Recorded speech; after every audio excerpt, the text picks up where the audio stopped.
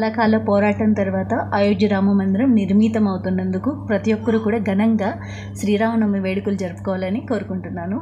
పాతకాలంలో శ్రీరామనవమి అంటే 9 రోజులు చేసేవాళ్ళంటండి. వ్యాపారస్తులందరూ కలిసి చందాలు వేసుకొని తాటాకు పందిళ్ళు వేసి విగ్రహాలు తెప్పించి కళ్యాణం చేయించి అందరికీ వడపప్పు పానకం ప్రసాదాలు పంచేవాళ్ళంట. సాయంత్రానికి సినిమాలు అంటే భక్తిపరమైన సినిమాలు నాటకాలు అవి వేసేవాళ్ళంట. 9 రోజులు కూడా ఇలాగే కొనసాగించే వాళ్ళంటండి.